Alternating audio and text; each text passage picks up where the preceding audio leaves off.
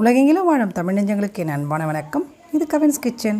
கவின்ஸ் கிச்சனில் இன்றைக்கி நம்ம டீ கடை ஸ்டைல் கீரை போண்டா எப்படி செய்து நாங்கள் பார்க்க போகிறோம். இந்த வீடியோ பார்க்குறதுக்கு முன்னாடி வரைக்கும் நம்ம சேனலை சப்ஸ்கிரைப் பண்ணல அப்படின்னா சப்ஸ்கிரைப் பண்ணிக்கோங்க.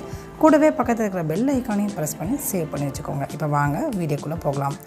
ஸோ இன்றைக்கி கீரை போண்டா செய்கிறதுக்காக நம்ம சிறுகீரை, நான் சிறுகீரை எடுத்திருக்கேன். அரைக்கட்டு அளவுக்கு சிறுகீரை எடுத்திருக்கேன்.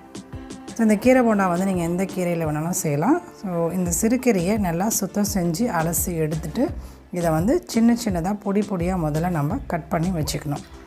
இப்போ இதில் ஓரமாக வச்சிடலாம். அடுத்ததாக இதை மாதிரி ஒரு பவுல் எடுத்துக்கோங்க. இதில் 1 கப் அளவுக்கு கோதுமை மாவு எடுத்துக்கலாம். 1/2 கப் அளவுக்கு அரிசி மாவு எடுத்துருக்கேன். அதையும் இதோட சேர்த்துக்கலாம். இதை சேர்த்துட்டு இப்போ நம்ம பொடி பொடியாக கட் பண்ணி வச்ச இந்த சிறுகீரையை இதோட சேர்த்துக்கலாம்.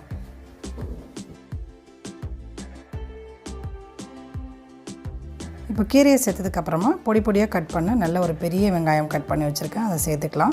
1 டீஸ்பூன் சோம்புத்தூள், 1 டீஸ்பூன் சீரகம், பொடி பொடியாக கட் பண்ண பச்சை மிளகா நல்லா க்ரஷ் பண்ணி சாப்பரில் வச்சுருக்கேன். அதை ஒரு 2 டீஸ்பூன் அளவுக்கு போட்டுக்கலாம். இது உங்கள் காரத்துக்கு ஏற்ற மாதிரி நீங்கள் போட்டுக்கலாம். அடுத்ததாக இதுக்கு தேவையான அளவுக்கு உப்பு சேர்த்துக்கலாம். உப்பு சேர்த்துட்டு இதை கடைசியாக இது கூட கொஞ்சமாக நான் கருவேப்பிலை சேர்த்துக்கிறேன். இது உங்களுக்கு தேவையாக இருந்துச்சு அப்படின்னா நீங்கள் சேர்த்துக்கலாம். கருவேப்பிலை சேர்த்து செய்யும்போது அந்த போண்டா இன்னமும் நல்லா கிறிஸ்பியாக இருக்கும். இப்போ இந்த கருவேப்பிலையை ஒரு கொத்தளவுக்கு நான் உருவி இந்த மாதிரி போட்டுக்கிறேன். இப்போது இது எல்லாத்தையும் முதல்ல நம்ம கைகளால் ஒன்று சேர பிசைஞ்சிக்கலாம். இப்போ பிசைஞ்சதுக்கப்புறமா இதில் கொஞ்சம் கொஞ்சமாக தண்ணீர் சேர்த்து போண்டா பதத்துக்கு நம்ம வடை போண்டா சுடுவோம் இல்லையா, அந்த பதத்துக்கு ஏற்ற மாதிரி நம்ம மாவை பிசைஞ்சு வச்சுக்கலாம்.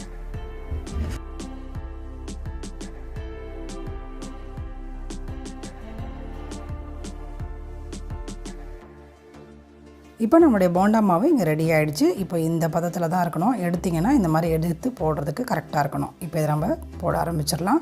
ஸோ அடுப்பில் கடாயை வச்சு எண்ணெய் நல்லா சூடாக இருக்குது. இப்போ அடுப்பை சிம்மில் வச்சு ஒவ்வொரு போண்டாவாக நம்ம போட்டு எடுத்துடலாம்.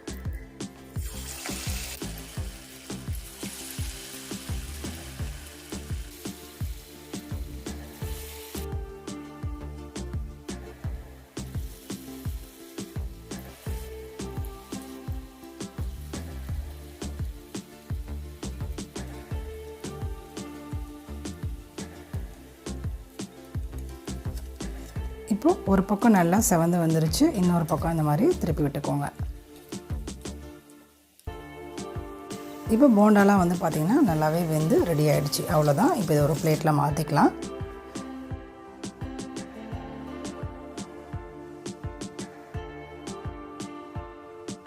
ஸோ அடுத்ததாக இன்னொரு பேட்ச் நான் போட்டுக்கிறேன்.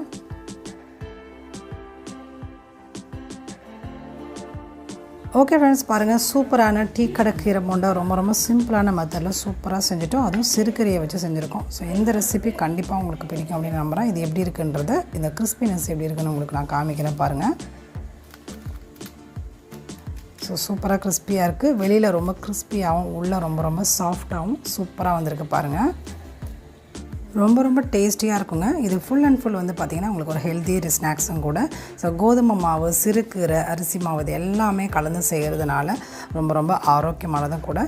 சிறுகீரைலாம் பார்த்திங்கன்னா குழந்தைங்க யாருமே சாப்பிட மாட்டாங்க. பொதுவாக கீரைனால யாருமே சாப்பிட மாட்டாங்க. ஸோ அந்த மாதிரி கீரை சாப்பிடாத குழந்தைங்களுக்கு இந்த மாதிரி கீரையை போண்டாவாவோ அல்லது வடையாவோ நீங்கள் கலந்து செஞ்சு கொடுக்கும்போது ரொம்பவே இன்ட்ரெஸ்டிங்காக சாப்பிடுவாங்க. கண்டிப்பாக ட்ரை பண்ணுங்கள். ஸோ இந்த ரெசிபி உங்களுக்கு பிடிச்சிருக்கும் அப்படின்னு நான் நம்புகிறேன். இந்த ரெசிபி பிடிச்சிருந்ததுன்னா மறக்காமல் இதை பற்றின கருத்துக்களை என்னோட ஷேர் பண்ணிக்கோங்க. மறுபடியும் நம்ம இன்ட்ரெஸ்டிங்கான இன்னொரு ரெசிபி வீடியோவில் சந்திக்கலாம். அது வரைக்கும் நன்றி.